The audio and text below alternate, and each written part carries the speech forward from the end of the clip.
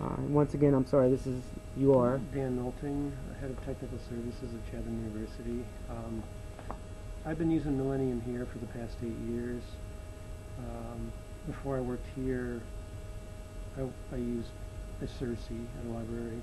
Before that, I worked at a library that used InnoPack, which was later to become Millennium. Mm-hmm. Before that, I worked at a place that used Endeavor, and before that, I worked at a place that used VTLS. Wow. So, the nicest thing about Millennium is that it's designed for by librarians. They actually have librarians working in the company, which they claim makes them different from everybody else. One of the nice things about Millennium is the serials check-in thing. It makes your job a lot easier for you. Mm-hmm. The Cersei serials module, it's a little bit more text-based, a lot more typing. Oh, wow, okay. Not as Yeah, user-friendly and clickable. yeah. Yeah. Something I don't like about Millennium is, gosh, I don't know. Well, another thing that I like about it is that it allows us to do global updates on our own. Where, again, I think it was, I don't mean to slam Cersei, but Yeah. you usually have to pay a programmer to do some of the things. Well, here we can do it on our own. And just for people who don't know, what's a brief definition of global updates? Say you had to fix something in, say, 30,000 records. You had to change a name or a word or a heading or a punctuation. You know, just a huge error that shows up and up again. You can just Change it. And it doesn't matter what particular, like it affects all the different categories of Millennium, acquisitions, cataloging, anything that's associated with that, it'll change. It's not one thing or one particular material type. You have to write a Boolean query, which can be fun and complicated, but you know, something can be done in 5 minutes as opposed to 5 weeks waiting for an outside programmer. But instead of thinking about drawbacks to Millennium, what would you say are some things that you would change or that you see as being a positive movement in the future for Millennium and its use? Well, they have a couple out open source products out there now for people to use that are absolutely broke. They don't have any money, and they're supporting them fully. And open source is free, freeware, free software. For like a small business, like a church library or something. So they're looking at the big picture. Mm-hmm. Something I don't like about them is they're trying to create their own union catalog. It's called Sky River. So what is a union catalog? Well, like OCLC. Okay. WorldCat. Okay. Or Google Cat. Okay, so like it's essentially their own search engine?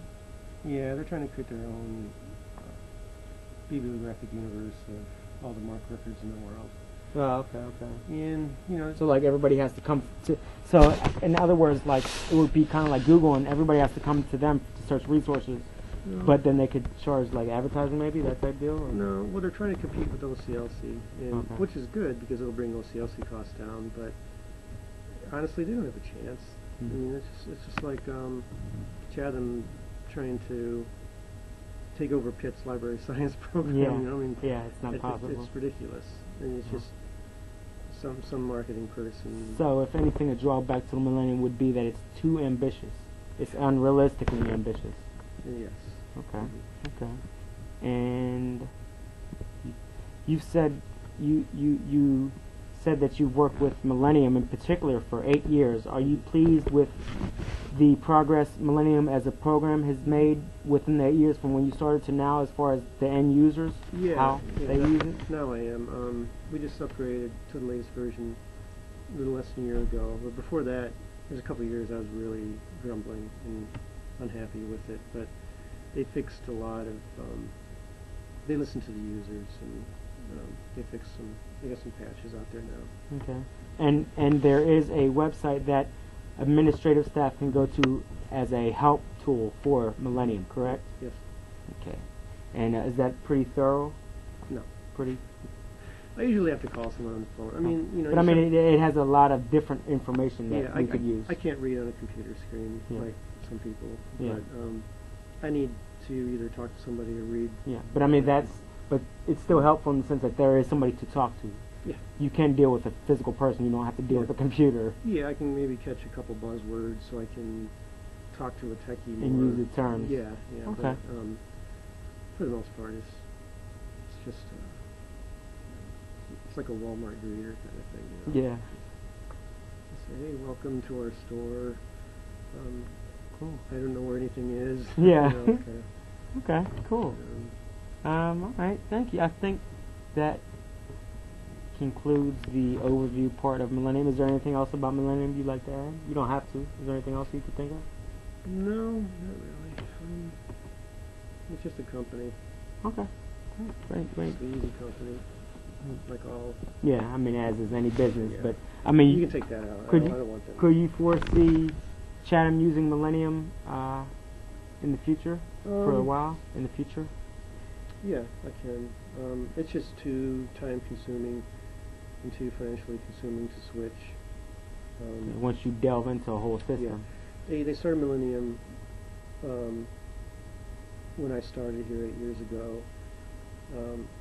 I've worked at other places where they looked at systems and tried them out, and that's a multi-year process. Mm-hmm. They had already done that before I got here, and I'm really glad. Oh, okay. That you didn't have the experience. Yeah. Okay. Well, thank you very much. You're welcome. Dan Nolting, signing off.